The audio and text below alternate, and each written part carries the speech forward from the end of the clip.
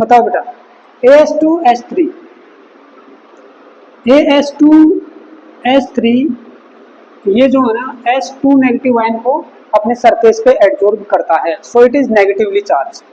So definitely इसको जो neutralise करवाएगा वो कौन सा होना चाहिए, पॉजिटिव आयन होना चाहिए, पहली बात तो ये। तो इसके अंदर जो नेगेटिव वाले हैं तो पहले कट हो जाएंगे, ये आंसर नहीं होगा, ये आंसर नहीं होगा, ठीक है, ये इसको कोगुलेट ही नहीं कर पाएंगे। अब बच गया ये और ये। अकॉर्डिंग टू हार्डी-शूल्ज रूल, हार्डी-शूल्ज रूल वो क्या कहता है, एक इफेक्टिव आयन होगा जो कोगुलेशन करवाएगा। Second thing, the coagulating power, the coagulating power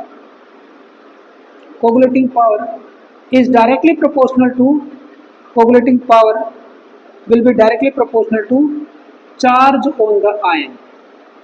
भाई जितना ज्यादा चार्ज होगा डेफिनेटली वो उतना ही जल्दी वो करवा देगा, क्योंकि जितना चार्ज ज्यादा होगा उतनी कम क्वांटिटी उसकी लेनी पड़ेगी, कम क्वांटिटी लेंगे तो कोगुलेशन वैल्यू क्या आएगी, कम आएगी, ठीक है ना, कम कोगुलेशन वैल्यू पे ही वो उसको कोगुलेट कर देगा। ओके, तो बताइए किसके ऊपर ज्यादा चार्ज है, A3 पॉजिटिव या K पॉजिटिव, इसके ऊपर ज्यादा चार्ज है, तो ये जो है इसको जल्दी कोगुलेट कर देगा।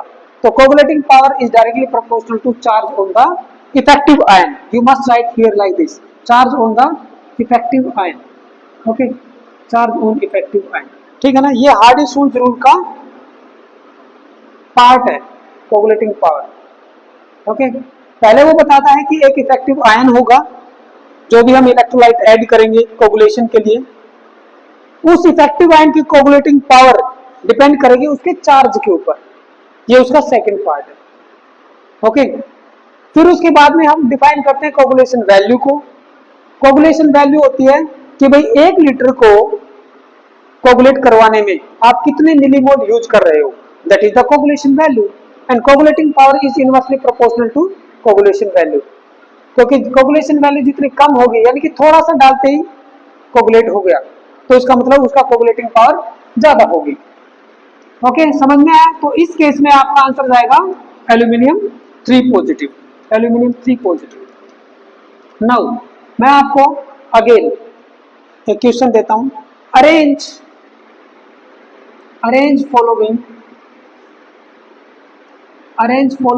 Ions in increasing order of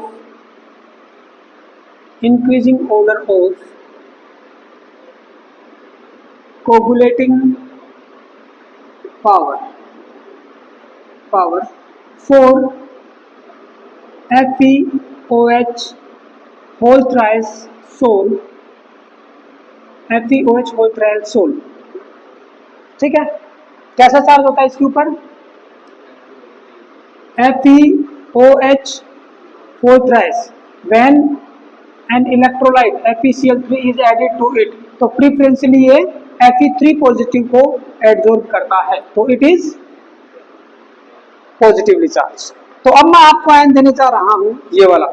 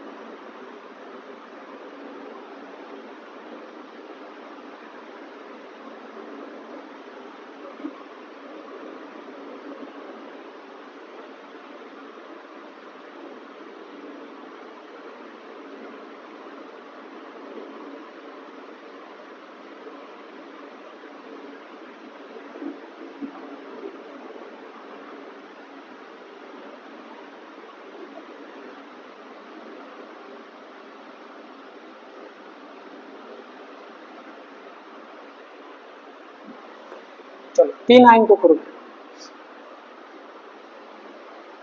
इन 3 को अरेंज करो।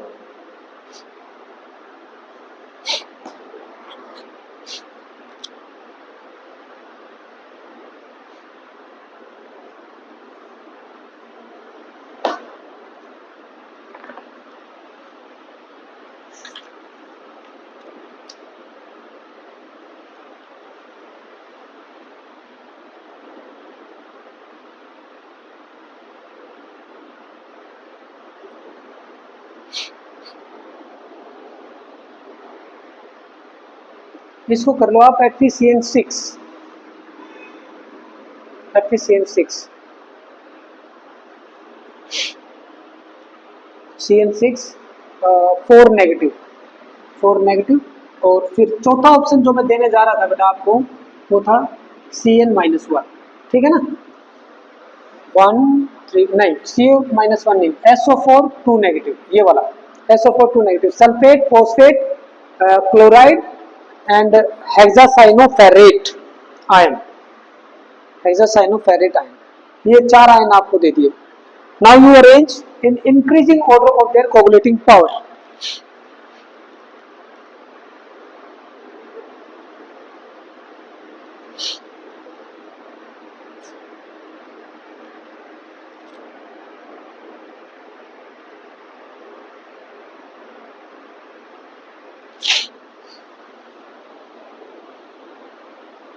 हार्डी-शुल्ज रूल का जो सेकंड पार्ट है वो क्या कहता है, coagulating power is directly proportional to charge on the ion, है ना। तो भाई इसके ऊपर कितना चार्ज है, इसके ऊपर है टोटल, टोटल के ऊपर देखा जाएगा। आप ये ध्यान रखना, कई बच्चे क्या करते हैं यहाँ से Cn नेगेटिव को देखने लगते हैं, Cn-1, नो, क्योंकि ये Cn नेगेटिव यहाँ पे इंडिपेंडेंट नहीं है, वो पूरा का पूरा कोऑर्डिनेशन स्फीयर रहता है। यहाँ पे Cn नेगेटिव बाहर नहीं आएगा, वो कोऑर्डिनेशन स्फीयर के अंदर है तो अंदर ही रहता है। Now this charge is seen, तो यहाँ पे चार्ज है 4 नेगेटिव, यहाँ पे है 1 नेगेटिव, यहाँ पे चार्ज है 3 नेगेटिव, यहाँ पे है 2 नेगेटिव। ओके, तो इंक्रीजिंग चार्ज के ऑर्डर में कर दो, सबसे कम है ये वाला, यानी कि Cl नेगेटिव की कोगुलेटिंग पावर सबसे कम होगी, फिर उसके बाद में SO4 2 नेगेटिव, फिर उसके बाद में PO4 3 negative and after that FeCN6 4 negative. It is like this. Okay, ये कोऑर्डिनेशन स्फीयर में है बेटा, तो कोऑर्डिनेशन स्फीयर का बस थोड़ा सा ध्यान रखना आपको। कई बार बच्चे इसको -1 ले लेते हैं, इसके नेगेटिव आयन को, वो सेपरेटली नहीं जाता उसके अंदर। Okay, now let us take another question.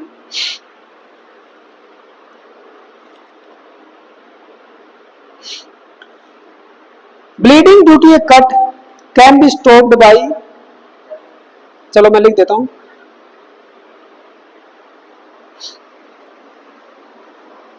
आप क्वेश्चन लिखो,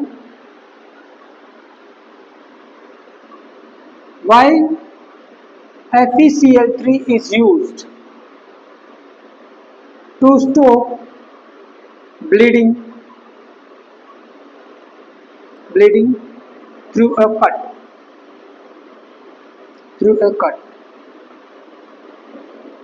है ना। मान लो किसी को कट लग गया, उसमें से ब्लीडिंग होने लग गई, तो उस टाइम हम FeCl3 को यूज करते हैं, okay, through a cut in A lab. अगर वो लैब में है तो, यानी कि जैसे किसी हॉस्पिटल में है या कहीं पर भी है, तो हम FeCl3 को यूज करते हैं। नॉर्मली हम क्या यूज करते हैं, नॉर्मली हर किसी के घर में हो सकता है फिटकरी मिल जाए, है ना। फिटकरी जो होती है that is potash alum, okay, potash alum होती है, और इसका फॉर्मूला होता है पोटासियम का सल्फेट K2SO4, एल्यूमिनियम का sulphate Al2SO4 whole thrice dot 24H2O, this is like this. तो इसको भी हम नॉर्मली यूज करते हैं, लेकिन लैब में इसको क्यों यूज किया FeCl3 को, बताइए ऐसा क्या हो गया, है ना, कि उसने स्टॉप कर दिया ब्लीडिंग को। व्हाट हैपेंस, बताइए, सोचिए, मैं आपको 1 मिनट का टाइम देता हूँ। FeCl3 को यूज कर रहे हैं, इसका मतलब वहां पे Fe3 पॉजिटिव आयन है और 3Cl नेगेटिव आयन है। Okay, this is a salt.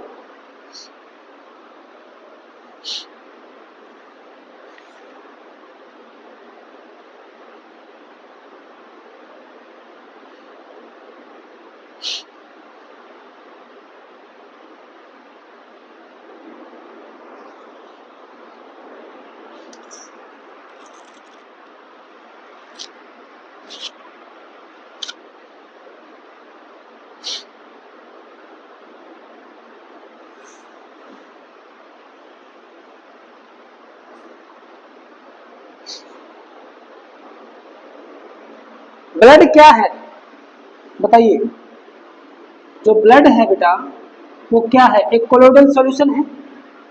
इसके अंदर जो कोलोइडल पार्टिकल हैं वो है हीमोग्लोबिन, है ना, हीमोग्लोबिन, उसके ऊपर है पॉजिटिव चार्ज, ये है आपका डिस्पर्स्ड फेज। और जो डिस्पर्सन मीडियम है उसके अंदर है आपके जैसे छोटे वाले आयन Na पॉजिटिव है ना, K पॉजिटिव, ओके। फिर आपके जैसे क्लोराइड है, Cl नेगेटिव, ओके, हाइड्रोक्साइड है, कार्बोनेट है, लाइक दैट बहुत सारे नेगेटिव आयन। जो डिस्पर्सन मीडियम है that is basically negative ion, okay. जो ब्लड का जो डिस्पर्सन मीडियम है, क्योंकि Na पॉजिटिव और K पॉजिटिव तो बेटा ट्रू सॉल्यूशन का पार्ट होते हैं, लेकिन जो बड़े आयन हैं जैसे कार्बोनेट हो गया, हाइड्रोक्साइड हो गया, लाइक दैट है ना, जो एग्रीगेटेड फॉर्म में है वो नेगेटिवली चार्ज्ड है। यानी कि ब्लड प्लाज्मा जो होता है ना, ब्लड प्लाज्मा, और यू कह सकते हो कि ब्लड का जो मेन लिक्विड होता है, ब्लड लिक्विड जो होता है that is negatively charge, okay. Negatively charge है तो इसके पास एक बढ़िया सा पॉजिटिव चार्ज वाला अगर कोई भी आ गया जिसकी कोगुलेटिंग पावर अच्छी खासी हो। कोगुलेटिंग पावर किसकी अच्छी खासी हो सकती है? जिसके ऊपर पॉजिटिव चार्ज बहुत ज्यादा अमाउंट में है। पॉजिटिव चार्ज किस पे हो सकता है? जैसे Fe3 पॉजिटिव है ना, एल्यूमिनियम के ऊपर 3 पॉजिटिव जो इजीली अवेलेबल है ना। जो 4 वैलेंसी वाला है कौन सा हो सकता है? जैसे सीरियम का एक सोल्ट है उसमें आता है, सीरियम के ऊपर 4 पॉजिटिव, बट वो काफी महंगा है भाई, ठीक है सीरियम, और नॉर्मली उसको यूज भी नहीं करते हैं। तो जो सबसे इजीली अवेलेबल है वो या तो ये या ये। इसका यूज जब हम कर रहे हैं तो यहाँ पे ये जो Fe3 पॉजिटिव आयन है it is having +3 charge, it's coagulating power is very high, blood is negatively charge. जो ब्लड का जो लिक्विड प्लाज्मा है उसके साथ वो क्या करेगा? उसको प्रेसिपिटेट करवा देगा। इसका प्रेसिपिटेशन नहीं करवाना है हमें। अगर यहाँ पे Cl नेगेटिव की जगह पे कुछ और बढ़िया नेगेटिव चार्ज वाला होता तो हीमोग्लोबिन को प्रेसिपिटेट करवा देता। हीमोग्लोबिन का प्रेसिपिटेट करवा दिया आदमी वही मर जाएगा, क्योंकि स्लोली हीमोग्लोबिन का प्रेसिपिटेशन होने लगेगा, वो ब्लॉक कर देगा नसों को अगर हीमोग्लोबिन को हमने करवा दे। तो इसका हम नहीं करवाएंगे प्रेसिपिटेशन। जो ब्लड का जो नेगेटिव पार्ट है, ब्लड लिक्विड जो अदर पार्ट बच गया उसको करवाएंगे, और वही जो है तेजी से बाहर निकलता है। जैसे मान लो कोई भी कट लग गया, यहाँ से ब्लड जो आ रहा है उसमें ज्यादातर लिक्विड प्लाज्मा होता है, ठीक है ना। तो अगर उसको कोई बढ़िया सा पॉजिटिव चार्ज वाला मिल गया तो वहीं पे क्या होगा? प्रेसिपिटेशन होना शुरू हो जाएगा, और वो जो है कट प्रेसिपिटेशन या कोगुलेशन ऑफ ब्लड की वजह से बंद हो जाएगा और हमारी ब्लीडिंग स्टॉप हो जाएगी। तो इसमें आप क्या लिखेंगे? 2 लाइन लिखो। Our blood dispersion medium is negatively charged,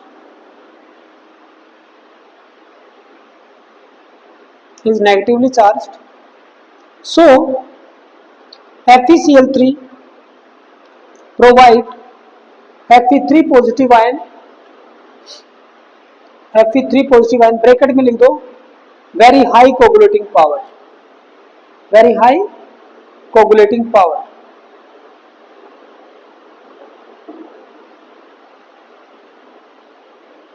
due to which bracket बंद, due to which coagulation takes place very fast and bleeding stops, अब देखो इसमें है ना बेटा स्टेटमेंट लिख रखी है बच्चों को, मतलब थोड़ा सा वो करने के लिए। पहली स्टेटमेंट लिख लिया आपने? लिख लो।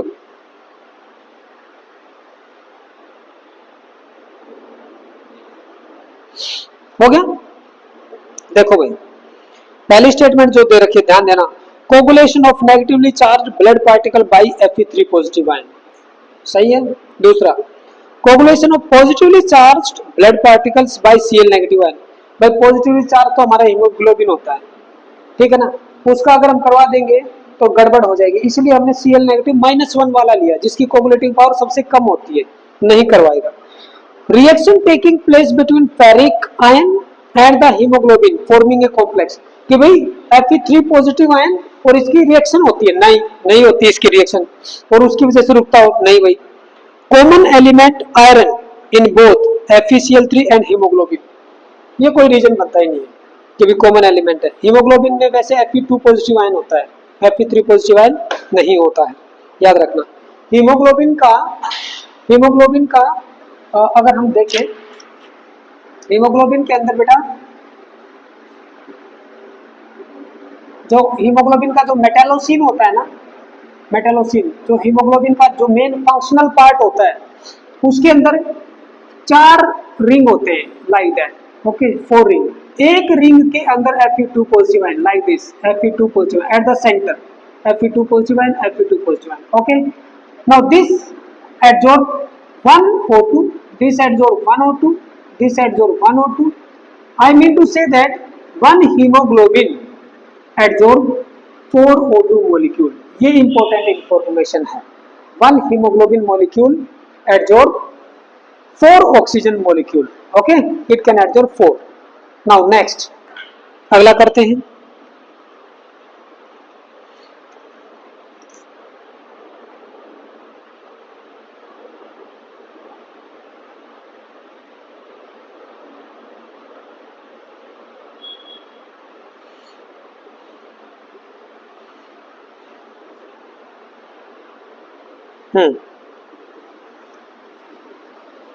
चलो बेटा, एक बढ़िया क्वेश्चन है।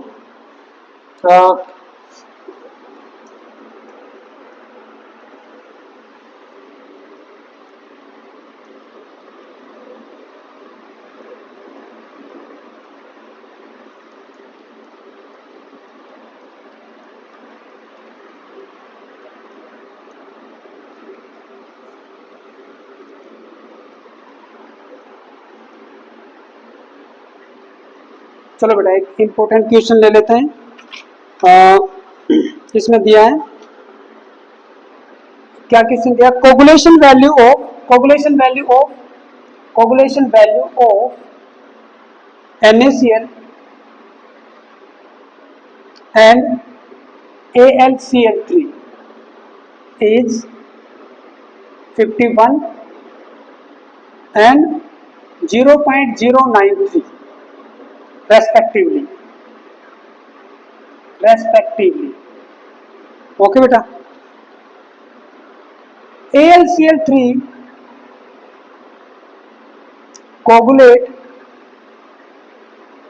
coagulates X times faster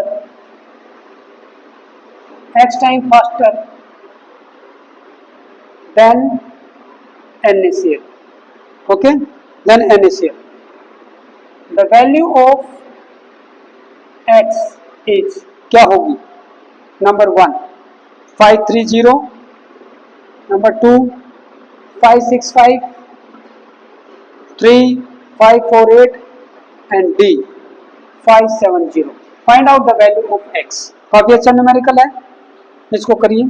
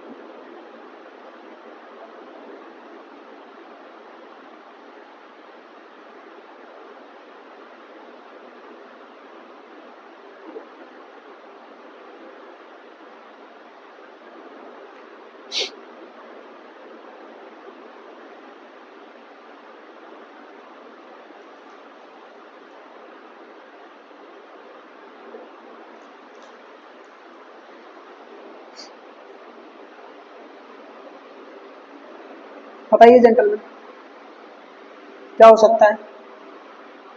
क्या अप्लाई कर रहे हो यहाँ पे? कौन सा फॉर्मूला?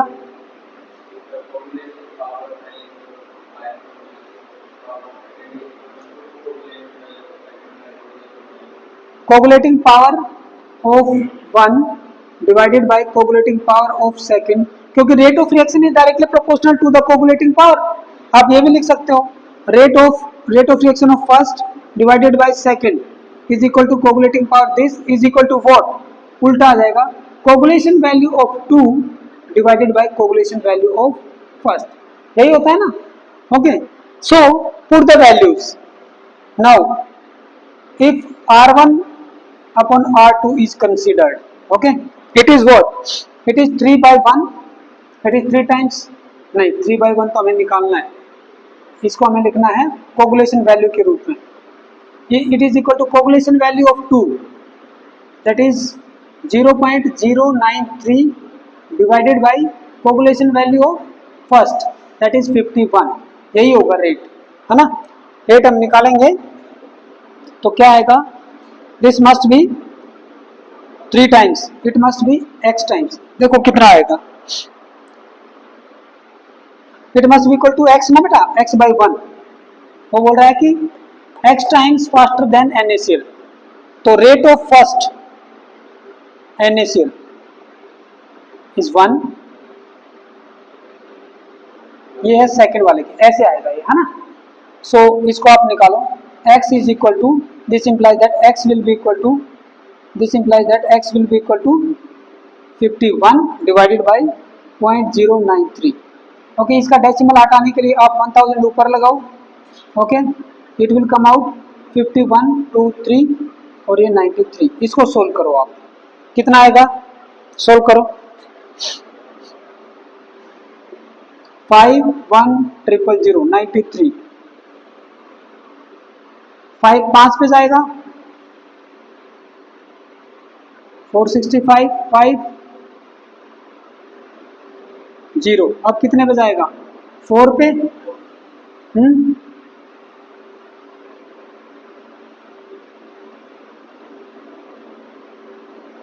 78, फिर एक 0 ले लो, 54 यही आएगा ना, 54 और फिर 8 पे चला जाएगा 780, ओके। तो इस तरीके से हम फाइंड आउट करेंगे।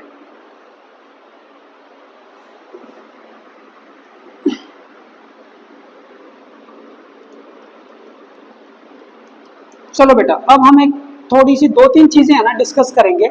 यहाँ पे आपने देखा कि भाई जो हम फाइंड आउट कर रहे थे कोगुलेशन वैल्यू, है ना भाई, पहले हमारे पास क्या है, एक कोलोइडल सॉल्यूशन है, कोलोइडल सॉल्यूशन के ऊपर या तो पॉजिटिव चार्ज है या फिर नेगेटिव चार्ज है, okay.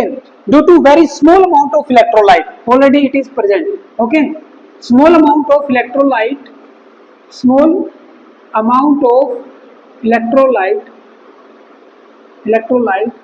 Is stabilising the colloidal solution, ये हम जानते हैं, ठीक है। अगर इलेक्ट्रोलाइट को हम मिक्स करते हैं वेरी स्मॉल अमाउंट में, है ना, इलेक्ट्रोलाइट को अगर हम मिक्स करते हैं तो कोगुलेशन हो जाता है, और वो हम फाइंड आउट भी कर सकते हैं, ठीक है, कि भी कितना अमाउंट डालेंगे तो वो हो जाएगा, कोगुलेशन वैल्यू भी फाइंड आउट की जा सकती है, ठीक है भाई। कोगुलेशन तो दिख ही जाएगा, प्रेसिपिटेट आएंगे तब, ओके। यहाँ पे मैं ये बताना चाहता हूँ कि ऐसे इलेक्ट्रोलाइट जब हम डाल रहे हैं ना ऊपर से, कोई भी इलेक्ट्रोलाइट, कोगुलेशन हो रहा है। कोगुलेशन को और कितने तरीकों से करवाया जा सकता है, the ways in which coagulation can be carried out, एक तो ये हो गया कि भाई ऊपर से हमने कोई भी इलेक्ट्रोलाइट मिला दिया, ये तो सबसे सिंपलेस्ट हो गया। और कैसे कैसे हो सकता है, तो उसमें पहला बेटा मैं आपसे डिस्कस करना चाहूंगा, वोट बताइए कैसे कर सकते हैं। कोगुलेशन करवाना है तो मैं कैसे करवा सकता हूं, इलेक्ट्रोफोरेसिस में हमने कोगुलेशन देखा था, तो एक मेथड आ जाएगा आपका बाई इलेक्ट्रोफोरेसिस, हम कोगुलेशन देखते हैं, है ना। During electrophoresis the oppositely charged जो कोलोइडल पार्टिकल होते हैं वो इलेक्ट्रोड पे जाके डिपॉजिट हो जाते हैं, है ना, there aggregation takes place there. दूसरा बताइए, क्या मैं 2 कोलोइडल सॉल्यूशन की डायरेक्ट मिक्सिंग कर दूं लेकिन अपोजिटली चार्ज होने चाहिए, by direct mixing of 2 oppositely charged colloidal solution, जैसे एक कोलोइडल सॉल्यूशन हो AS2S3, है ना, हैविंग नेगेटिव चार्ज, और एक हो FeOH both thrice having positive charge, इन दोनों को अगर मैं डायरेक्ट मिक्स कर दूं तो जो भी मिक्सर बनेगा वो कोगुलेट हो जाएगा। ओके, तीसरा बताइए जनाब, डायलिसिस का नाम सुना आपने? डायलिसिस करते हैं, है ना, डायलिसिस करते हैं। डायलिसिस आती है हमारी किस में, कौन सी प्रॉपर्टी में पढ़ते हैं इसको, डायलिसिस को? कोलोइडल सॉल्यूशन की इलेक्ट्रिकल प्रॉपर्टी, मैकेनिकल प्रॉपर्टी, फिर उसके बाद में कोलिगेटिव प्रॉपर्टी। ठीक है, तो कोलिगेटिव प्रॉपर्टी में जब हम इसको स्टडी करते हैं ना डायलिसिस को, उसमें ये बताया जाता है, फॉर एग्जांपल मैं आपको थोड़ा सा बता देता हूं बेटा कैसे होता है। जैसे ये सेमी परमेबल मेम्ब्रेन है ना, इस साइड में हमारा कोलोइडल सॉल्यूशन है, डिस्पर्सन मीडियम ये हो गया, और ये आपके कोलोइडल सॉल्यूशन के पार्टिकल हो गए। इस साइड में क्या है, इस साइड में आपका डिस्पर्सन मीडियम है। डिस्पर्सन मीडियम आना जाना लगा रहेगा, ठीक है, जब तक चलता रहेगा जब तक सॉल्वेंट के मॉलिक्यूल इधर और इधर बराबर ना हो जाए। ठीक है, लेकिन ये पास नहीं कर सकते, ये पास नहीं कर सकते। तो जब हम डायलिसिस करते हैं, डायलिसिस किसका किया जाता है? डायलिसिस दो तरीके से किया जाता है बेटा, ये देखो, मान लो एक पाउच लेते हैं, ठीक है, ये पाउच ले लिया और एक किसका बना हुआ है, सेमी परमेबल मेम्ब्रेन का। इसके अंदर यहाँ पे हमने लगा दी एक फनल, ठीक है, एक फनल लगा दी हमने, और यहाँ पे हमने वो सॉल्यूशन डाल दिया, सॉल्यूशन यहाँ पे आ गया, और इसके बाहर हमने ये क्या रखा है, इसके बाहर ये है डिस्पर्सन मीडियम। तो बताइए जब ये इसमें आएगा और यहाँ पे ये जो कोलोइडल पार्टिकल हैं like this like this like this, ठीक है, तो जितने भी इसके अंदर दूसरी इंप्योरिटीज हैं, इसके अंदर वो बहुत सारी इंप्योरिटी हो सकती है कोलोइडल सॉल्यूशन के पार्टिकल को छोड़ के। यहाँ पे हो सकता है के पॉजिटिव आयन हो, Na पॉजिटिव आयन हो, Mg2 पॉजिटिव आयन हो, Cl नेगेटिव, बहुत सारे, ठीक है। तो अब यहाँ पर ये जो है ना, मैंने क्या डाला, प्योर सॉल्वेंट, इसके अंदर कोई इंप्योरिटी नहीं है, मैंने पानी डाल दिया, तो क्या होगा, कुछ टाइम के बाद में Na पॉजिटिव पास होगा, डेफिनेटली पास होगा, लेकिन वो पूरा आ जाए इसमें ये कोई जरूरी नहीं है, लेकिन कुछ तो आएंगे, के पॉजिटिव आएगा, 10 मिनट बाद देखेंगे थोड़े से और ज्यादा आ जाएंगे, लेकिन हमारा ये वाला पार्ट नहीं आएगा, कोलोइडल सॉल्यूशन के पार्टिकल नहीं आएंगे। फिर हम क्या करेंगे, अब इसके अंदर Na पॉजिटिव और के पॉजिटिव आ चुके हैं, यहाँ पे एक टैप लगाएंगे और इस टैप को खोल देंगे, जाओ भाई पूरा पानी खत्म, फिर फ्रेश पानी भरेंगे, फिर इसमें से थोड़ा सा निकलेगा, ऐसे कर करके रिपीटेडली हम करते रहेंगे। और डायलिसिस में लास्ट में क्या होगा, इसके अंदर क्या बचेगा, इसके अंदर सॉल्वेंट के मॉलिक्यूल तो इधर से चले गए, कोलोइडल पार्टिकल पहले से हैं, तो जो इंप्योरिटीज हैं वो आउट हो गई। तो dialysis is used to purify the solution.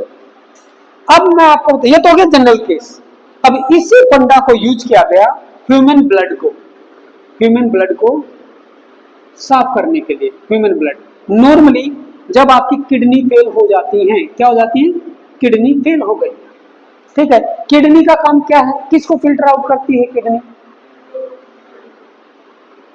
Kidney के अंदर ब्लड जाता है, ठीक है, किडनी जो है ना, यहां पर सोडियम, पोटेशियम, यूरिया, उस टाइप के जो छोटे मॉलिक्यूल्स होते हैं उनको बाहर भेज देती है, ठीक है, बाकी पूरे ब्लड को विद हीमोग्लोबिन वो ऊपर ले जाती है, लेकिन सारे के सारे ये नहीं जा पाते हैं, कुछ वो रख भी लेती है। ऐसे पर्टिकुलर हार्मोन होते हैं नेफ्रॉन के बाद में, मतलब आफ्टर फिल्ट्रेशन, जैसे आपका उधर चला गया, यूरिन चला गया, उसमें से वापस वो कलेक्ट करके ब्लड स्ट्रीम में आते हैं। It is the work of some hormone, you can say, जैसे एक होता है हाइड्रोकोर्टिसोन, ये जो आयन है इसका काम है सोडियम और पोटेशियम को बैलेंस करना, और एक होता है फ्लूड्रोकोर्टिसोन, क्या होता है, फ्लूड्रोकोर्टिसोन, ठीक है बेटा। ये दो हार्मोन ऐसे हैं किडनी के अंदर जो यूरिन में से वापस सोडियम और पोटेशियम को उतना ही उठा के लाते हैं जितना आपको चाहिए एक ह्यूमन बॉडी को, वो बैलेंस रखते हैं, सोडियम एंड पोटेशियम का balance is maintained by these two hormones. और ये दोनों के दोनों हार्मोन कहां से कौन जनरेट करता है, adrenal gland of over the kidney, जो किडनी के जस्ट ऊपर चिपकी रहती है, ओवर किडनी, ठीक है ना, किडनी जैसे ऐसे होती है ना, यहाँ पे एड्रेनल ग्लैंड इतनी छोटी सी इसके ऊपर रहती है, एड्रेनल ग्लैंड वो करती है बेटा। तो मैं यहाँ पे ये बताना चाहूंगा कि जब हमारी किडनी अच्छे से ब्लड को साफ नहीं कर पा रही है, इम्प्योरिटीज को साफ नहीं कर पा रही है ना, और ब्लड में बढ़ गया लेवल किस चीज का, जैसे ग्लूकोज का बढ़ जाए, है ना, शुगर पेशेंट है, ग्लूकोज का लेवल बढ़ गया, डायबिटिक पेशेंट के अंदर, या फिर अदर इम्प्योरिटीज, सोडियम पोटेशियम ज्यादा हो जाए, लाइक दैट, तो हम उसका डायलिसिस करते हैं कि भी उन इम्प्योरिटीज को हम कैसे फेंकें। अब एक चीज देखो, यहाँ पे ये बहुत इंपॉर्टेंट है बेटा, ये जो चीजें है ना आप नोट डाउन भी करते रहना छोटी छोटी। यहाँ पे एक ऐसे ट्यूब है, ठीक है, ये ट्यूब है, और इस ट्यूब को भर दिया उन्होंने सेमी परमेबल मेम्ब्रेन के छोटे छोटे जो भी है पार्ट्स हैं, ठीक है, पैक्ड है ये ट्यूब, ओके, इस तरीके से पैक की है, और इसके अंदर डाल देते हैं हम क्या, ब्लड। और ये ब्लड कहाँ से आ रहा है, ये ब्लड आ रहा है फुल फ्लो में। फुल फ्लो में ब्लड कहाँ से आता है, हार्ट के बाद, हार्ट के बाद ब्लड कहाँ जाता है, आर्टरी में जाता है या वेन्स में जाता है, आर्टरी में जाता है, वेरी गुड। आर्टरी से, आर्टरी ये है हमारा हार्ट, इसने पंप किया, आर्टरीज आई, आर्टरीज को यहाँ पे कनेक्ट कर दिया, एक आर्टरी को किसी एक को, और वो ब्लड इसमें से जा रहा है। अब यहाँ पर जो है ना, यहाँ पर, यहाँ क्या रखेंगे, H2, क्या रखेंगे, इसके चारों तरफ एक pure solvent that is H2 रख सकते हैं, और यहाँ पे लगा देंगे टैप, ओके। अब इसमें से वाटर के मॉलिक्यूल इधर वाले इधर भी जा सकते हैं, इधर कम पड़ेंगे तो इधर से इधर चले जाएंगे। नॉर्मली सोलवेंट साइड से सॉल्यूशन की तरफ ही जाते हैं वाटर के मॉलिक्यूल। अब इसके अंदर हीमोग्लोबिन इधर नहीं आना चाहिए, नहीं आता है, वो इधर ही रहता है, और इधर का, और कहाँ चला जाएगा, वेन्स में चला जाएगा, ठीक है, साफ होके ब्लड उधर चला जाएगा, ठीक है। ग्लूकोज डायबिटिक पेशेंट के लिए खतरनाक है, ब्लड में नहीं रहना चाहिए, वो पास हो जाता है, क्योंकि ग्लूकोज क्या है, C6H12O6, ठीक है, छोटा पार्टिकल इतना बड़ा नहीं है, इसमें से पास हो जाता है। ये हमारी सेमी परमेबल मेम्ब्रेन ऐसी है, और ये सोल्यूबल होता है किसके अंदर, वाटर के अंदर, सोल्यूबल होके इसमें आ गया। अगर ज्यादा सोडियम पोटेशियम या और कुछ जैसे यूरिया का लेवल भी अगर ज्यादा है इसके अंदर, तो वो भी थोड़े थोड़े पार्टिकल इसमें आ जाएंगे, इसको हम क्या करते रहते हैं, चेंज, फिर फ्रेश, है ना, फ्रेश वाटर ऊपर से डालते रहते हैं, और ये पानी नीचे से निकलता रहता है। ये कंबाइंड एक मशीन होती है बेटा, ओके, इसको बोलते हैं डायलाइजर बोलते हैं, इसको क्या बोलते हैं, डायलाइजर, लाइक दैट। किडनी से आया ग्लूकोज, मेनली ये कंसर्न होता है ग्लूकोज से, डायबिटिक पेशेंट के केस में ग्लूकोज को आउट किया, और बाकी ब्लड चला जाएगा ऊपर हमारी वेन्स में। यहाँ पे ये जो कनेक्टिंग के लिए जो भी यूज करते हैं, ठीक है, जैसे कैनुला हो गया या और कुछ भी जो भी इंस्ट्रूमेंट है, मेडिकल इंस्ट्रूमेंट, वो सब यूज करते हैं, प्रॉपरली इन्फेक्शन का ध्यान रखा जाता है, ठीक है। और ये डायलाइजर पे थोड़ा टाइम जरूर लगता है, क्योंकि भाई ये जो आयन है इनकी मूवमेंट थोड़ी स्लो होती है, तो थोड़ा टाइम लगता है, धीरे धीरे धीरे धीरे, ठीक है, समझ में आया। तो इस तरीके से हमारा होता है डायलिसिस। तो डायलिसिस में भी, डायलिसिस में अगर मान लो मैं ये डायलिसिस करता जाऊं करता जाऊं करता जाऊं, तो क्या हो जाएगा भाई, देखो भाई एक चीज ध्यान रखना बेटा, जब मैं उस पाउच में लेके डायलिसिस कर रहा था, तो हमारी क्या हो रही है, डिस्पर्सन मीडियम, यहां मैं लिखता हूं, डायलिसिस में क्या होता है, डायलिसिस में dispersion medium particles they are also having charge, और the number of dispersion medium particle are decreasing, decrease होती जाती है उनकी, क्योंकि वो पास हो गए। जब ये डिक्रीज हो जाएगी तो डेफिनेटली क्या होगा, कोगुलेटिंग जो कोलोइडल सॉल्यूशन के जो पार्टिकल है, कोलोइडल पार्टिकल हैविंग चार्ज, उनकी कंसंट्रेशन इंक्रीज हो जाएगी।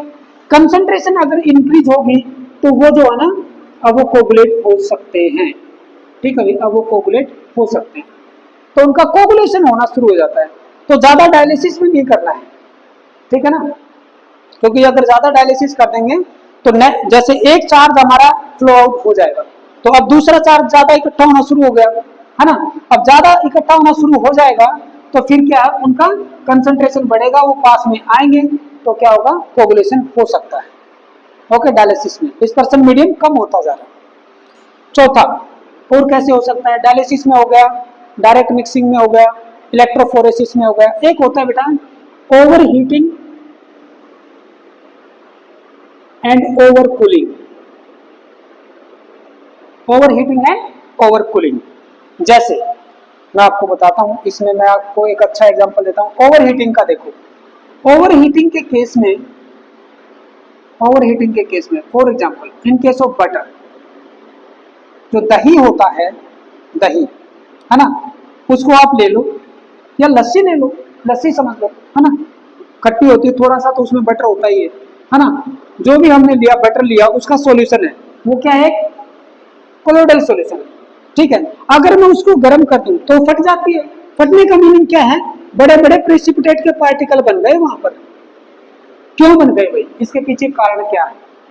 देखो, ये था हमारा कोलोइडल पार्टिकल, ठीक है, इसके ऊपर था कुछ चार्ज, मान लो कि पॉजिटिव चार्ज है, ठीक है भाई, ये पॉजिटिव चार्ज है, इसको घेर रखा है नेगेटिव चार्ज ने। अब क्या होगा, ये डिस्पर्सन मीडियम में है, डिस्पर्सन मीडियम के पार्टिकल इधर में है, जैसे ही मैं इसको ओवरहीटिंग करूंगा, ये पार्टिकल बहुत तेजी से टकराएगा, ये पार्टिकल बहुत तेजी, इसको टकरा रहे, ये इसको तेजी से, ये टकरा रहे, बहुत तेजी से टकराने लगेंगे।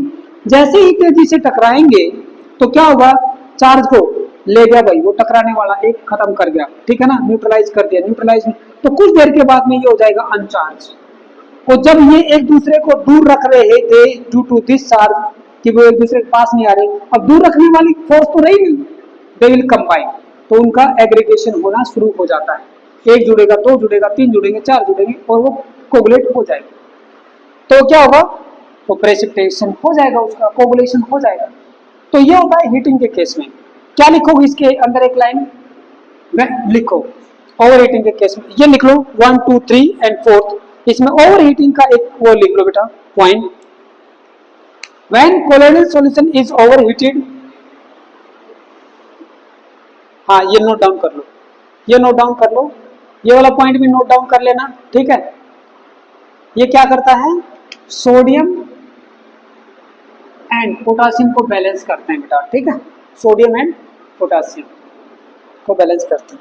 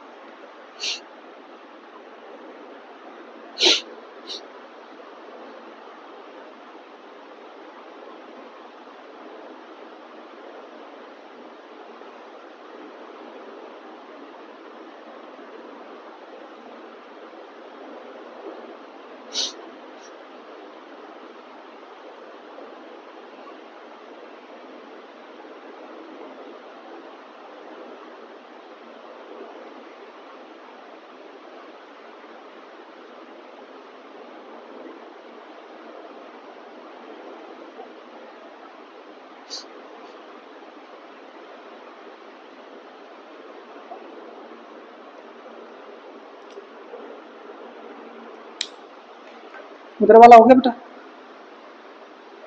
डायलिसिस में कुछ नोट डाउन करना है,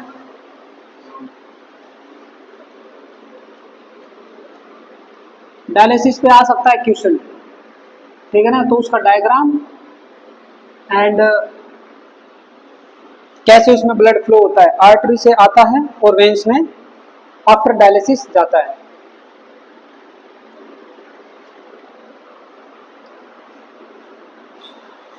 ओके, अब एक पॉइंट लिखो ओवर हीटिंग के केस में, when colloidal solution is boiled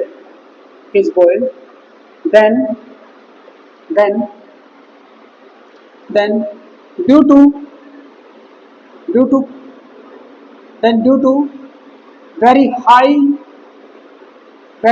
kinetic energy of dispersion medium particles,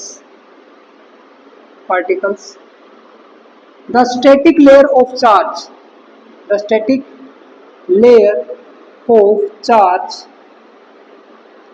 on the colloidal particles is disturbed हो जाती है, is disturbed, okay, and hence charge on colloidal particle decreases. क्या हो जाएगा बेटा? डिक्रीज हो जाएगा, it decreases when charge decreases, then coagulation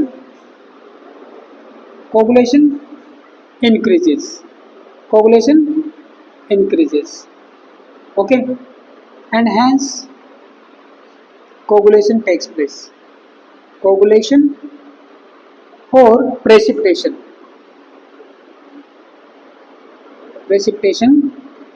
takes place. ठीक है बेटा, ये लाइन आप इसमें लिख सकते हो। ये मैंने आपको इसकी जो कॉन्सेप्ट है, मेन कॉन्सेप्ट वो समझा दी है। अब हम चलते हैं ओवरकूलिंग में। ओवरकूलिंग में ये नोट डाउन हो गया पूरा, चारों पॉइंट, ठीक है। कोगुलेशन इतनी जगह पे आपको देखने को मिलता है, इसमें लिखो बेटा कूलिंग में मैं आपको एग्जांपल देना चाहूंगा। For example milk is a colloidal solution, ठीक है। जब इसको हम ओवर कूलिंग करते हैं, जब इसको हम कूलिंग करते जाते हैं तो क्या होता है, फैट क्या हमारे कोलोइडल सॉल्यूशन के पार्टिकल हैं, fat molecules are collected over the surface,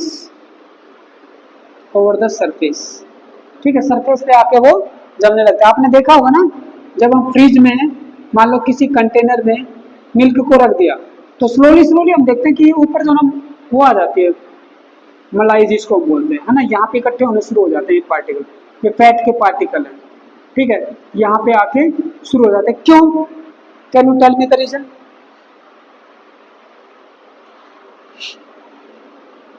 देखो ऊपर वाला यहाँ पे जो एनवायरनमेंट है ये है कूल, ठीक है, लेकिन ये है कंटेनर, ठीक है ना। कंटेनर में ये है मिल्क, यहाँ का टेम्परेचर ज्यादा है, बाहर का एनवायरनमेंट का टेम्परेचर कम है। हमेशा कोई भी पार्टिकल, चाहे वो इलेक्ट्रॉन हो चाहे मॉलिक्यूल हो, कहाँ से ज्यादा, हाई हीट से लोअर हीट की तरफ जाता है। इसकी काइनेटिक एनर्जी यहाँ तो बहुत ज्यादा और यहाँ पे गया तो कम। अब वो अपना ज्यादातर टाइम कहाँ गुजारेगा, यहाँ पे, ठीक है। ये पहले यहाँ पे 1 सेकंड गुजारता था, अब यहाँ पे 10 सेकंड गुजारना, तब तक दूसरा आया चल के यहाँ यहीं पे बैठ गए, ये भी 10 सेकंड, तीसरा आया। अब ये क्या है, ज्यादा इकट्ठे होने लग गए तो इनके बीच में क्या होगा, एग्रीगेशन होना शुरू हो गया। तो धीरे धीरे स्लोली यहाँ पे number of particles due to flow from higher temperature to lower temperature region, यहाँ पे टेम्परेचर कम है इस सरफेस के ऊपर, है ना। जैसे वो आया उसके टेम्परेचर में, लो टेम्परेचर में, तो उसकी काइनेटिक एनर्जी हो गई कम। सो वहां पे एग्रीगेशन और you can say association of the molecules takes place and hence fat molecules are collected over the surface. तो ये आपका एग्जांपल हो गया कोगुलेशन का, जब आप ओवर कूलिंग करते हो तो, ओके। अब अगली जो इंपॉर्टेंट चीज है बेटा, जो बहुत ही इंपॉर्टेंट मैं जिसको बोलना चाहूंगा, वो मैं आपसे डिस्कस करता हूं। पहले मैं आपसे पूछता हूं, बताइए कि भाई एक हमारे पास है 2 तरह के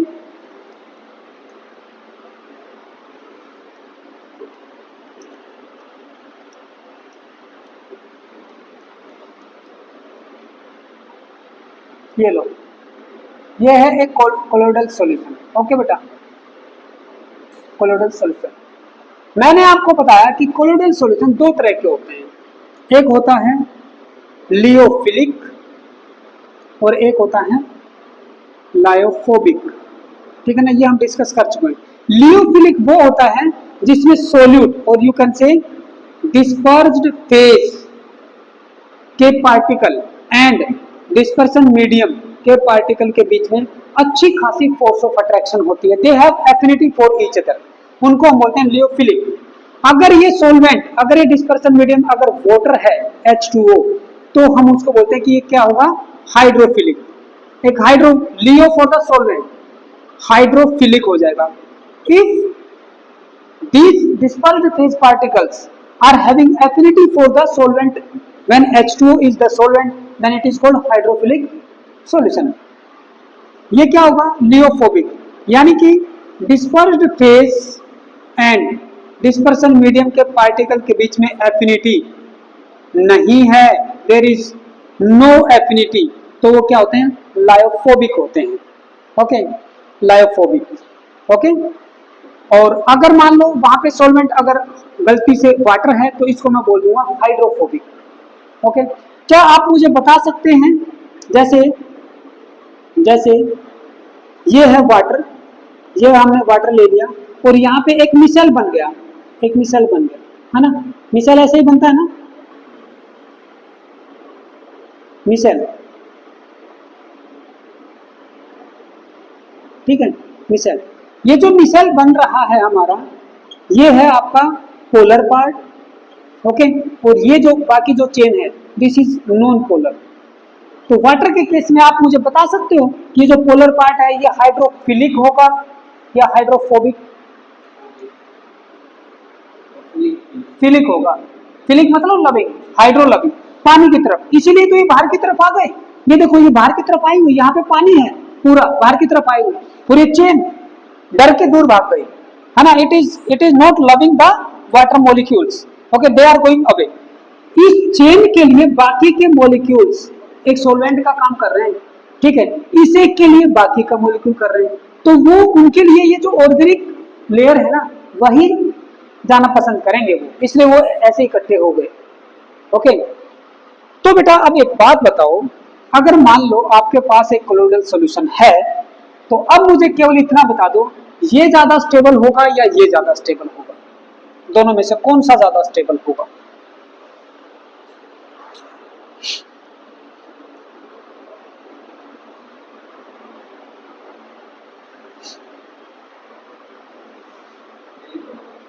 फिलिक, क्योंकि डिस्पर्ड फेज के पार्टिकल और डिस्पर्सन मीडियम के पार्टिकल के बीच में एफिनिटी है, फोर्स ऑफ अट्रैक्शन है भाई। अगर उनको जब भी न्यूट्रलाइज करवाना होगा ना, तो पहले ये बॉन्ड तोड़ना पड़ेगा, लेकिन ये तो कोई एफिनिटी नहीं है। बोला भाई वो तो अकेले बैठे हैं, ऐसे सैनिक है जिनका जो ना कोई बॉन्ड नहीं है कहीं पर भी, जिनको बाहर से सहायता नहीं मिल सकती, इनको तो पहले ही खत्म किया जा सकता है। थोड़ा सा इलेक्ट्रोलाइट डालेंगे, ये जल्दी आपका क्या होगा, प्रेसिपिटेट हो जाएगा, लेकिन ये जल्दी प्रेसिपिटेट नहीं होगा। यहाँ पे जो कोलोइडल पार्टिकल है बेटा, कोलोइडल पार्टिकल, ठीक है, उसकी दो चीजें हो रखी है, ठीक है ना।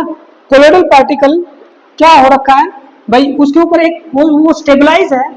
दिस लियोफिलिक और you can say hydrophilic colloidal solution is you can say it is stable due to two reason. Number one, एक तो charge on colloidal particle, okay, reason of stability, ये इंपॉर्टेंट है बेटा, ये लिख लेना, रीजन ऑफ स्टेबिलिटी किसका, colloidal solution का, कौन से का, लियोफिलिक का। दो रीजन है, एक तो चार्ज ऑन पार्टिकल, दूसरा सोल्वेशन, उनके बीच में जो फोर्स बन रही है भाई, वो जो कोलोइडल पार्टिकल है डिस्पर्सन मीडियम के पार्टिकल के साथ फोर्स में है, अट्रैक्शन में है, सोलवेट हो गया ना, डिजोल्व हो गया ना उसके अंदर, तो यहाँ पे मैं क्या लिखूंगा, सोल्वेशन ऑफ कोलोइडल पार्टिकल।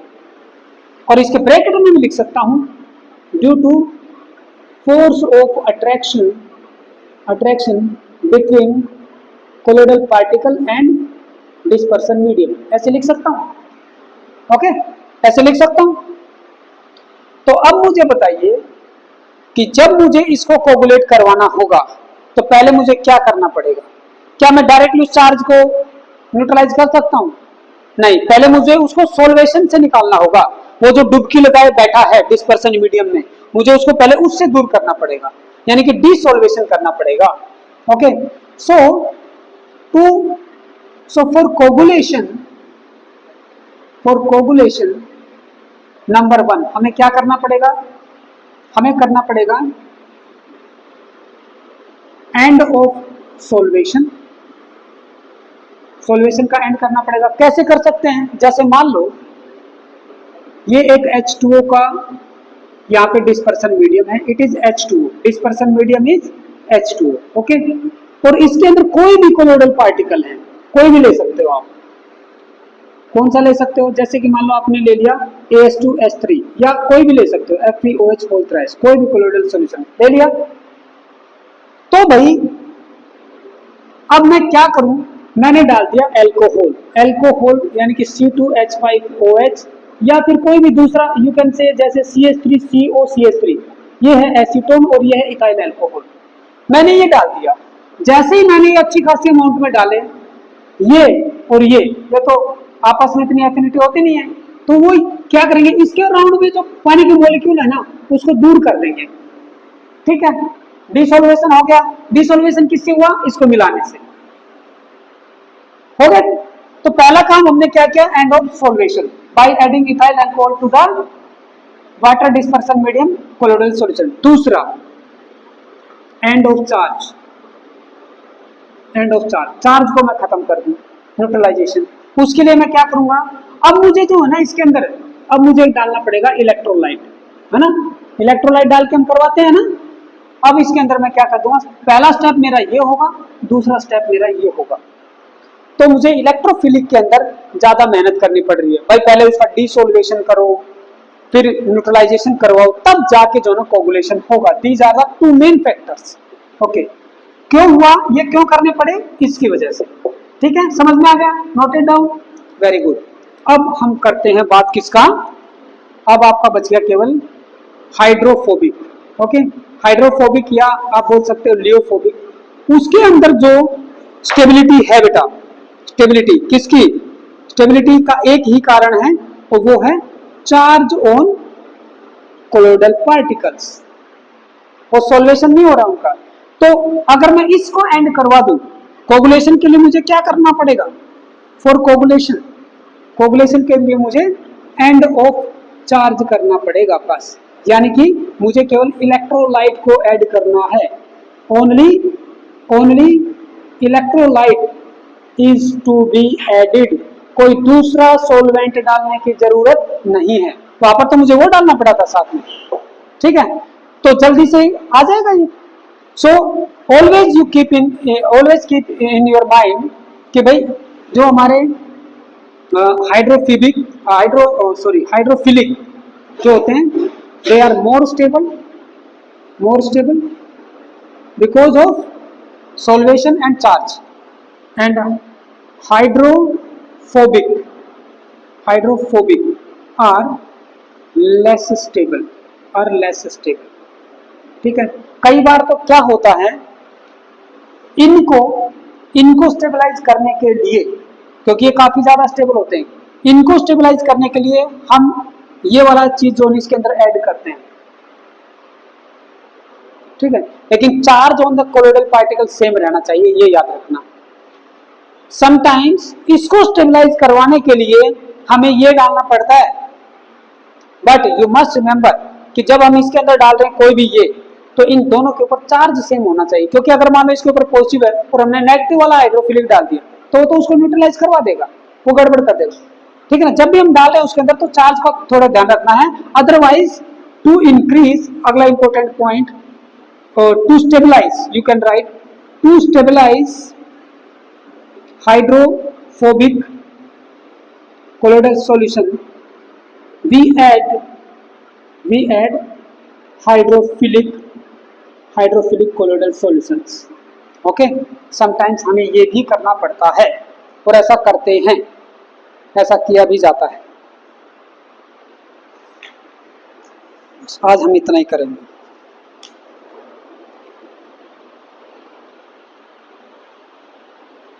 एक न्यूमेरिकल मैं आपको वर्कशीट भेजूंगा बेटा आपके पास। ठीक है, कुछ न्यूमेरिकल की वर्कशीट भेजूंगा नाइट में, मतलब शाम को भेज दूंगा, वो आपको करनी है। ठीक है, आपको केमिस्ट साइंस एकेडमी में मिल जाएगी।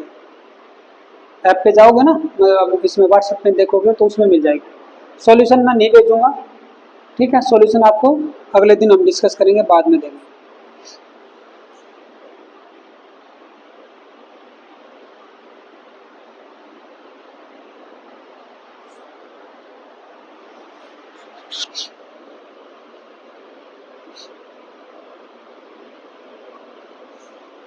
समझ में आ गया चीज, ये इसमें से आएगा बेटा, इस पोर्शन में से स्टेटमेंट में आए या डायरेक्ट क्वेश्चन आए कि भी क्या कारण है वो ज्यादा स्टेबल है ना, क्या कारण है वो कम स्टेबल है, और जब हम उसको कोगुलेट करवाएंगे तो हमें कौन से स्टेप का ध्यान रखना पड़ता है।